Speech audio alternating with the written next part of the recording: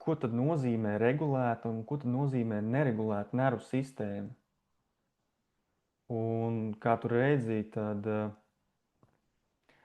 neregulēta nervu sistēma, tas ir tajā brīdī, kad man ir tāds tā kā pastāvīgs nemieris, kaut kur trūkst enerģija, es saprotu, ka darba spējas man īsti vairs nav tādas, kādas bija, varbūt agrāk, jaunības gados, pirms 5 gadiem, pirms 3 gadiem, jo tas var mainīties.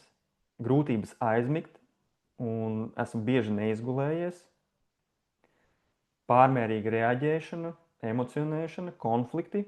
Un tas bieži izpaužas kā konflikta attiecībās, jo īsti tā kā nav pat enerģijas, nav spēka varbūt ieturēt to savu pieaugušā kodolu, pieaugušā versiju, kur ir neutralitāte, bailes zaudēt kontroli. Tas ir bieži vien tajās situācijās, kad gribās tiešām kontrolēt to, kas notiek ar mani, to, kas notiek ar bērniem, lai viņi nesasitās, lai vienkārši, ka tu zini, ka tev ir droši. Un ir sajūta, ka ar mani kaut kas nav kārtībā. Liekas, kaut kas īt, kaut kas sāp, bet tu aiziet pie ārsta, uztaisi analīzes, un viņš saka, viss ir kārtībā. Vai tu pats skaties tajās analīzēs, viss ir tā kā robežās.